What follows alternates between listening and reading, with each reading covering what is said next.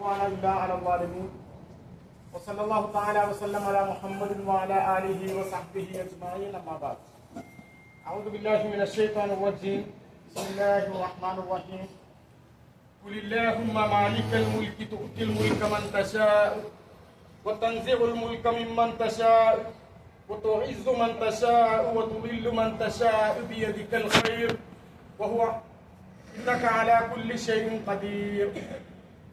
ആദരണീയരായ ഹാജിമാരെ, സഹോദരങ്ങളെ, അൽഹംദുലില്ലാഹ് നമ്മൾ മക്കയുടെ കാലാവസ്ഥയോട് ഏകദേശം സമരസപ്പെട്ട് ചൂടൊന്നും പ്രശ്നമല്ല എന്നുള്ള രീതിയിൽ കാര്യങ്ങളൊക്കെ നോക്കിക്കണ്ട് മുന്നോട്ട് പോവുകയാണ്.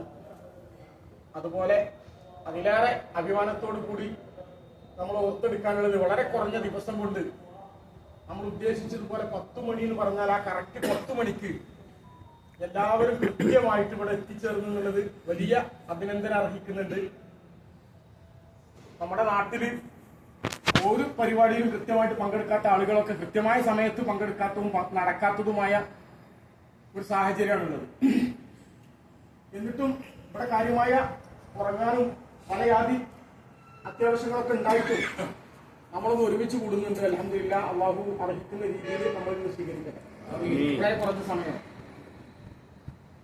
നമ്മൾ ഈ കിട്ടുന്ന ഒരു മാസക്കാലത്തെ ഒഴിവ് ദിവസങ്ങൾ മതപരമായ നമ്മൾ ശ്രദ്ധിക്കേണ്ട പല കാര്യങ്ങളും, അതുപോലെ നമ്മൾ നിർവഹിക്കപ്പെടാനിരിക്കുന്ന ഹജ്ജ് കർമ്മവുമായി ബന്ധപ്പെട്ടും നാട്ടിലും നമ്മുടെ വ്യക്തി ജീവിതത്തിലൊക്കെ ഓരോ ദിവസവും നമ്മൾ തരണം ചെയ്യേണ്ട പ്രശ്നങ്ങളെ കുറിച്ചൊക്കെയാണ് ഇൻഷാ അല്ലാഹ് നമ്മൾ ഇതുപോലത്തെ ക്ലാസ്സുകളിൽ ചർച്ച ചെയ്യാം.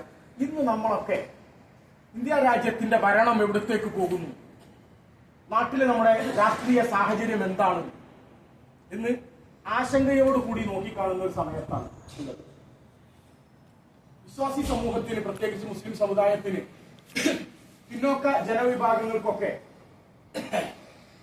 സമാധാനത്തോടും സന്തോഷത്തോടും കൂടി ജീവിക്കാൻ പറ്റുന്ന ഒരു ഭരണകൂടം വരണമെന്നുള്ള പ്രതീക്ഷയിലും പ്രാർത്ഥനയിലുമാണ് നാം.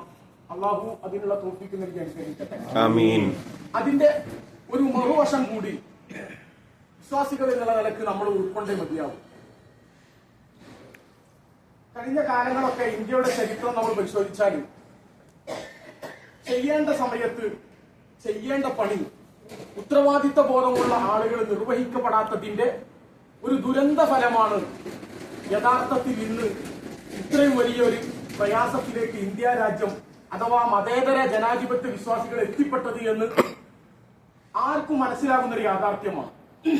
വളരെ എണ്ണപ്പെട്ട ഫാസിസത്തിന് ഒരു വളക്കൂറില്ലാത്ത ഒരു മണ്ണില് 1-2 ആളുകളെ വെച്ച് രാജ്യം ഭരിച്ചിരുന്ന സമയത്ത് അവരെ തടയിടേണ്ട സമയത്ത് തടയിടാതെ അവരെ ഇഷ്ടം പോലെ കയറൂരി വിടുകയും വിശ്വാസികളായ മുസ്ലിങ്ങളായ ആളുകൾ പോലും അവരിൽ ഉൾക്കൊള്ളുന്ന ആ ഫാസിസം, ആ ഭീകരത സമൂഹത്തോട് ഉറക്കെ വിളിച്ചു പറയാതെ കൂടക്കൂടികളായിട്ട് ആട്ടിൻകൂട്ടിയുടെ തോലണിഞ്ഞ ചെന്നായകളാണ് എന്ന് കൃത്യമായി സമൂഹത്തിന് മുമ്പിൽ ഉറക്കെ പറയാതെ മാറ്റിവെച്ചതിന്റെ ദുരന്തമാണ് ഇന്ന് നമ്മൾ ഉറക്കെ അവർ ചെന്നായകളാണെന്ന് പറയേണ്ടിയും അത് ഉൾക്കൊള്ളാൻ പറ്റുന്ന ഒരു തലമുറ നമുക്ക് ഇല്ലാതെ പോയത്.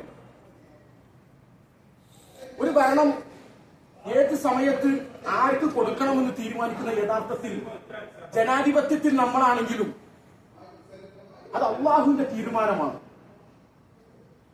അള്ളാഹു ഓരോ കാലഘട്ടങ്ങളിലും ഓരോ ആളുകളെ വ്യത്യസ്ത സമയത്തുള്ള ഭരണം ഏൽപ്പിച്ചിട്ടുണ്ട്. നമ്മൾ അധിവസിക്കുന്ന മക്കയിൽ കഴിഞ്ഞ 200 വർഷത്തിന്റെ മുമ്പെടുത്ത് പരിശോധിച്ചാൽ ഇവിടെ ഉണ്ടായിരുന്ന ഭരണം വളരെ വികലമായിരുന്നു. മുസ്ലിങ്ങളുടെ രാജ്യമാണെങ്കിലും ഒരു കാബയുടെ പരിസരത്ത് വന്നിട്ട് 4 മദ്ഹബിന്റെ ആളുകൾ 4 സമയത്ത് 4 മുസല്ല വിരിച്ചിട്ട് നിസ്കരിച്ചിരുന്ന കാലഘട്ടം ഇവിടെ ഉണ്ടായിരുന്നു. വിശ്വാസികൾക്ക് കടന്നു വരാൻ പറ്റാതെ അല്ലെങ്കിൽ പ്രവാചകൻ പഠിപ്പിച്ചതുപോലെയുള്ള പ്രവർത്തനങ്ങൾ നിർവഹിക്കാൻ കഴിയാത്ത കാലഘട്ടങ്ങൾ ഉണ്ടായിരുന്നു. സ്പെയിനും അതുപോലെ ബന്ധപ്പെട്ട ഒരുപാട് യൂറോപ്യൻ രാജ്യങ്ങളൊക്കെ ഇസ്ലാമിൽ പൂർണ്ണമായിട്ടുള്ള രാജ്യങ്ങൾ പോലും ഒരു നൂറ്റാണ്ട് കൊണ്ട് 100% ഇസ്ലാമിക വിരുദ്ധമായി മാറിയതും നമുക്ക് കാണാൻ പറ്റും. പ്രവാചകന്റെ കാലഘട്ടങ്ങൾ മുതലും അതിന്റെ മുമ്പ് കഴിഞ്ഞ പ്രവാചകന്മാരുടെ കാലഘട്ടങ്ങളിലും ഓരോ ഘട്ടങ്ങളിലും അല്ലാഹു ഒരു പരീക്ഷണം എന്ന നിലക്ക് വ്യത്യസ്ത ആളുകളെ ഭരണമേൽപ്പിക്കാറുണ്ട്. എന്തിനധികം പ്രവാചകൻ സല്ലല്ലാഹു അലൈഹി വസല്ലമ തങ്ങൾ നേതൃത്വം കൊടുത്ത യുദ്ധത്തെ കുറിച്ചാണ് ഇന്നലെ ഞാൻ നിങ്ങളോട് സംസാരിച്ചത്, ഹുനൈൻ യുദ്ധത്തെ കുറിച്ച്.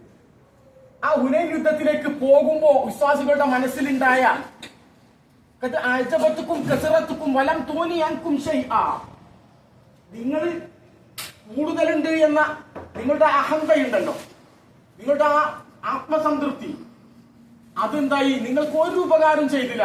ഇന്ന് അല്ലാഹു മലക്കുകളെ ഇറക്കിയിട്ടാണ് 12,000-ഓളം വരുന്ന ഇസ്ലാമിക സംഘങ്ങൾ ഹുനൈൻ യുദ്ധത്തിലേക്ക് പോകുമ്പോൾ നിഷ്പ്രയാസം ജയിച്ചു പോരാമെന്നുള്ള നിലക്കാ പോകുന്നത്. കാരണം 4,000 ആളെ അവിടെ ഉള്ളൂ.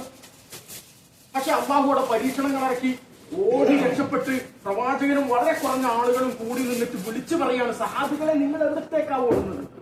നിങ്ങൾ ഇങ്ങോട്ട് വരൂ. റസൂലുള്ളാഹിന്റെ ശബ്ദം ഇടറി.